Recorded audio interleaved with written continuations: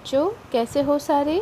तो हम आज खोया से बना हुआ पुतला, है ना, ये वाला जो कहानी हम पिछले रविवार से शुरू किए थे, आज मैं उसके 4th चैप्टर लेके आई हूँ, 4th पार्ट लेके आई हूँ। तो हम अब तक क्या जाने कि हमारे जो राजा जी हैं, राजा जी तो अपने छोटी रानी को बहुत प्यार करते हैं और वहीं अपने बड़ी रानी से इतने प्यार नहीं करते। छोटी रानी तो बहुत सुख सुविधा में रहती हैं और बड़ी रानी टूटे फूटे हालत में रहती हैं। जब राजा जी बाहर जाने लगे देश भ्रमण के लिए, मतलब विदेश भ्रमण के लिए, वो भी जहाज़ से, तो वो दोनों से पूछे।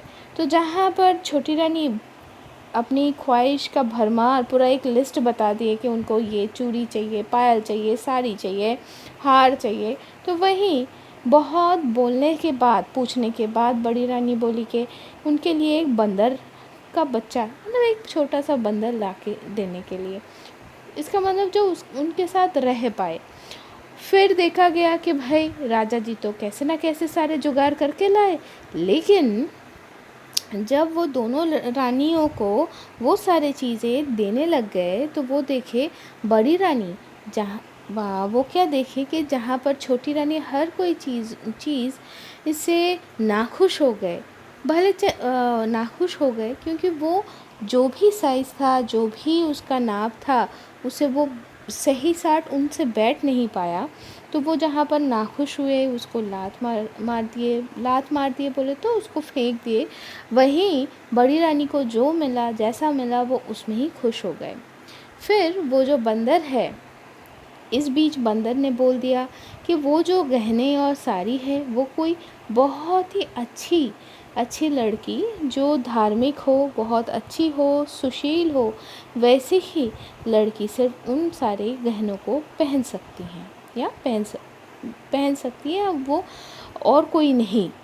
तो ये बात जानने के बाद फिर आगे क्या हुआ, जहाँ तक हमारे जो बंदर महाराज अपने मतलब हमारी जो बड़ी रानी हैं उनके पास पहुँचा, तो उसके बाद क्या हुआ, हम लोग क्या देखें कि इसके बाद बड़ी रानी अपने उसी टूटे फूटे मकान में अपने पास जो सामर्थ्य है उससे ही वो उस बंदर क्योंकि वो छोटा था तो उसको वो बड़ा मतलब वो उसको अपने पास रखे और उसको बड़ा करने लगे। फिर क्या हुआ, ऐसे ही करके दिन चलता रहा। छोटी रानी अपने 7 मंजिला महल में 7 सौदासी के बीच रहने लगे और बड़ी रानी अपनी टूटी फूटी मकान में फटे चादर में अपने बंदर को अपने साथ लेके अपने दिन बिताती रही। दिन जाता रहा, दिन आता रहा, महीना आते रहे, महीने जाते रहे, साल बीतते गए। फिर बड़ी रानी की जो दुख है वो दुख ही रह गया, वो सुख में तो परिवर्तित हुआ नहीं। वो मोटे चावल का भात, बोले तो चावल खाते थे मोटे दाने के, और मोटे धागे की साड़ी पहनते थे। बड़ी रानी वही टूटे हुए मकान में रहते थे और साथ उनके साथी था वो बंदर। तो छोटी रानी, इनकी तो 7 मंजिला मकान, महल और 7 बगीचे, और वो देखते और बड़ी रानी वो सारे देखते हुए रोते रहते। एक दिन वो जो बंदर है वो बड़ी रानी को, जब बहुत सालों से वो लगातार वो देखता रहा कि भाई बड़ी रानी तो कभी हंसती नहीं है, हमेशा रोती रहती है। तो एक दिन बड़ी रानी को बंदर ने बोला, माँ तू रो क्यों रही है, तुझे इतना किस चीज़ की दुख है, और तू वो राजमहल को देख के तू रोती क्यों है माँ, वहाँ पर तेरा कौन है। रानी कहे, बेटा मेरा तो सब कुछ वहीं पर है, मेरा 7 मंजिला महल, 7 सौदासी, 7 सिंदूक गहने, 7 बगीचे, और वो जो 7 7 मंजिला जो महल है वहाँ पर राजा की जो छोटी रानी वो तो बैठी हुई है। वो ही शायद राजा को कोई जादू टोना करके मेरा सब कुछ छीन लिया है। पहले मैं शादी से पहले राजकन्या थी। फिर राजा से शादी हो गई तो मैं राजरानी बन गई। सब कुछ मेरे पास आया, सब पाया, लेकिन क्या पता किसके अभिशाप में मुझसे सब कुछ छिन गया।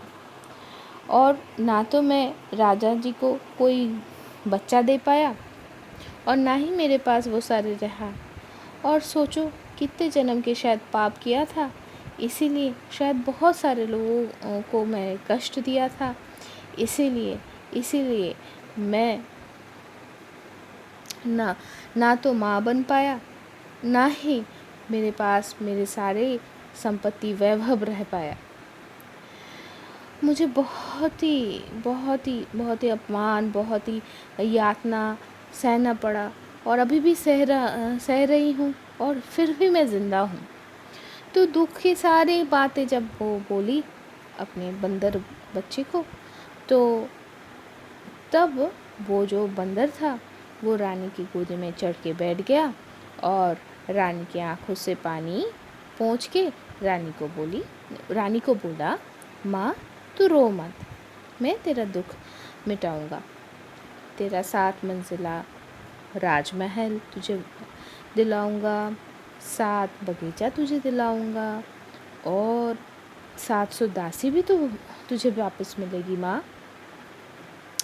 तुझे सोने के मंदिर में जहाँ पर राजा के बगल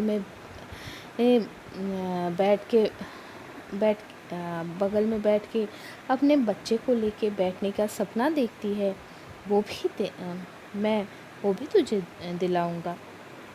लेकिन मैं जो कह रहा हूँ, अगर तू कर पाती है तभी तुझे ये सारे वापस मिलेगा, तभी जो तू सपना देखती है वो सच होगी।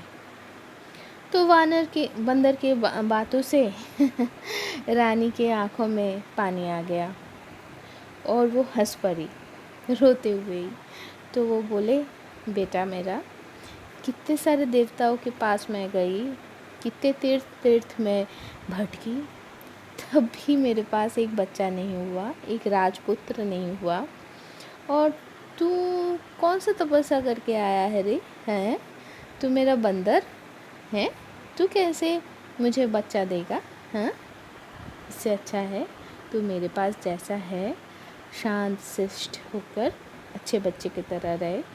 मेरा राजा सुख में है ना, वो सुखी है उस छोटी रानी के साथ, वो भी सुखी है, वो दोनों सुखी रहे। मेरे भाग में जो दुख है, ठीक है, मैं उस दुख को लेके ही मैं सुखी हूँ। तुझे इतना कुछ करने की कोई ज़रूरत नहीं है। चल बेटा, अभी रात हो गया है तो सोने के लिए चल। तो बंदर बोले, नहीं, पहले मेरी बात सुनो माँ, उसके बाद मैं सोने जाऊँगा। तो रानी बोली, अरे बाबा तू पहले सो जा, बहुत रात हो गई है। देख पूर्व पश्चिम में बादल छा गया है, अब बहुत ज़ोरों की बारिश होगी। अब सारे लोग सो गए हैं, अब तू भी सो जा बेटा। कल तू उठ के जो बोलेगा मैं वो ही सुनूंगी। आज तो सो जा। देख मेरा ये टूटा हुआ मकान है, उसमें मैं दरवाज़ा टूटा हुआ मकान का टूटी हुई दरवाज़ा भी मैंने लगा दिया है। अब तो बाहर तूफान आई है और मेरे ये फटा हुआ चादर में बिछा दिया है। ठंड लग रहा है ना, तो तू मुझे पकड़ के सो जा। बंदर तब रानी को, जैसे हम लोग अपने माँ को पकड़ के सो जाते हैं ना, ठीक वैसे पकड़ के और सो गया। और रानी वही फटे हुए चादर पे अपना सर रख के सो गई। ऐसे ही करके रात बीत गई। छोटी रानी सोने के पलंग पे फूलों के बिस्तर पे राजा के बगल में रात बिताई और बड़ी रानी आंधी तूफान के बीच में टूटे हुए मकान में फटे हुए चादर के ऊपर रात बिताई। तो सुबह हो गई। राजमहल की जो प्रहरी लोग हैं वहाँ पर, वो जो प्रहरी लोगों का एक क्या बोलूँ, एक मंजिल होता है, वहाँ पर वो लोग हर एक प्रहर पूरे 24 घंटे को ना बच्चों 3 घंटे के एक प्रहर में डिवाइड किया जाता था। तो हर एक प्रहर के बाद वो जैसे ग्रैंडफादर क्लॉक में वो घंटी बजती है, घंटी नहीं घंटा भी बजता है बहुत बड़ा सा ग्रैंडफादर क्लॉक में। तो वैसे ही तो क्या किया जाता था, वो जो हमारे जो प्रहरी लोग होते थे ना, पहरेदार होते थे, वो वहाँ से वो घंटा बजाते थे ताकि लोगों को पता चले कि भाई समय कितना हुआ। तो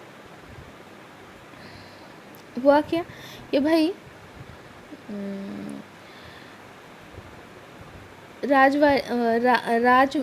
राजमहल के जो प्रहरी लोग हैं वो प्रहर का घंटा भी बजा दिए। फिर जहाँ तक सुबह हुआ तो नहबत होता था, जहाँ पर जहाँ पर शहनाई के लोग बैठते थे, और ठीक सुबह जब उषा काल होता था, जब भोर होता था, तो वो लोग ना शहनाई बजाते थे वही राग में। जैसे सुबह की राग क्या होती है, सुबह की राग भैरवी नहीं, वैरव राग भैरव होता है। ऐसा बहुत कुछ होता है, बहुत सारे जो ट्रेडिशनल देखो जो ट्रेडिशनल जो शास्त्रीय संगीत है, वो हर प्रहर में हर घंटे के लिए एक अलग अलग राग की संयोजना किए हैं, है ना। तो वैसे उस हिसाब से वो लोग बजाते रहते थे। तो चलो फिर देखते हैं फिर क्या हुआ।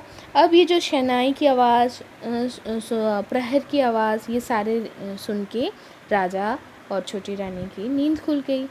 दूसरी तरफ उसके बाद वो सोने की कटोरी में राजा स्वच्छ पानी से अपना मुंह धो कर राजवेश पहनकर राज दरबार में चले गए। और छोटी रानी पलंग के ऊपर फूलों के बिस्तर पे फूलों से बना हुआ पंखा होता है ना, हैंड फैन, तो उससे हवा खाते खाते फिर से मोर के वो फिर से लेट गई। और बड़ी रानी क्या की पता है, वो अपने टूटे हुए मकान पे, वो तो कमरे में सोई हुई थी, तो वहाँ पर सुबह की पहली किरण जब उनके मुंह पे आके गिरी तो वो उठ के बैठ गई। फिर इधर उधर देखी और फिर वो देखी कि उनका जो बंदर है वो नहीं है। फिर रानी इस कमरे उस कमरे बाहर सारे जगह पे वो ढूंढ लिए। फिर बड़ी रानी सोची अरे मेरा बंदर तो चला गया, तो वो रोने लग गई। अब बंदर गया कहाँ? बंदर सुबह उठते ही इधर उधर देखकर बड़ी रानी तब भी सो रही थी वैसे, तो वो जल्दी जल्दी राजा के राज दरबार में जाके बैठ गए, मतलब वहाँ पर वो पहुँच गया। फिर अब राजा जी जब बाहर, मतलब देखो एक कॉन्सुलेट होता है, मतलब जहाँ पर मंत्रियों के साथ राजा सारे वार्तालाप करते हैं, वो अंदर वाला दरबार होता है, और एक बाहर दरबार होता है जहाँ पर प्रजा लोग अपने सारे क्या बोलूँ, सारे जो अपनी सुख सुविधा, अपनी अर्जी, अपनी सब कुछ लेके राजा के पास जहाँ पर बोलने के लिए आते हैं। हम जैसे देखते थे ना, ये तो बहुत सालों पहले की बात है, यही चीज़ हम लोग शायद अकबर के राज दरबार में हम लोग देखे थे, वही चीज़ है, सेम है कॉन्सेप्ट, लेकिन नाम अलग है। जैसे वहाँ पर हम लोग क्या देखें, दीवाने आम और दीवाने खास।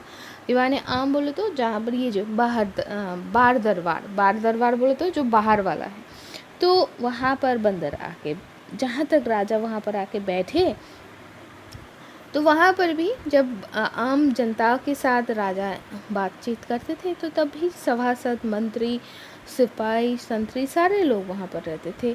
और बड़ी रानी की जो वो बंदर है ना, वो भी उस भीड़ में से कैसे कैसे करके राजा के पैर में आकर प्रणाम कर लिए और बोले, महाराज, एक मैं बहुत ही अच्छा वाला खबर लाया हूँ। मेरी जो माँ है ना, वो संतानवती है, मतलब उनके एक पुत्र संतान होने को है। तो राजा बोले, अरे बंदर, तू बोल क्या रहा है? ये सच है क्या? बड़ी रानी, दो रानी, वो माँ, वो उसको बेटा होगा? देख, अगर ये मिथ्या हुआ ना ये खबर, तो मैं तुझे काट डालूंगा और तेरी जो माँ है ना, दो रानी, उसको भी मैं काट डालूंगा। बानर मतलब बंदर बोले, महाराज, वो तो वो चिंता मेरे ऊपर छोड़ दीजिए।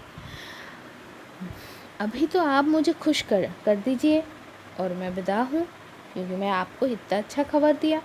तो राजा तब अपने गले का गजमोती जो है वो हार खोलकर बानर को दे के विदा कर दी। अच्छा बेटा, गजमोती बोले तो क्या होता है?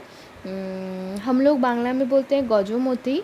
कहा जाता है कि ये एक मिथ है, के हाथी बोले तो गज, उनके देखना, उनके मस्तक अगर देखोगे तो उनके मस्तक में दो भाग, पूरा हिस्सा पूरा अच्छे से समझ में आता है और बीचों बीच में थोड़ा सा मतलब टेम्पर्ड एक एरिया रहता है। टेम्पर्ड बोले तो थोड़ा नीचा हो गया है ऐसा वाला, दोनों साइड में उभरा हुआ स्काल होता है और बीच में थोड़ा सा पिचक गया है, ऐसे नीचे हो गया है, दब गया है, ऐसा एक जगह होता है।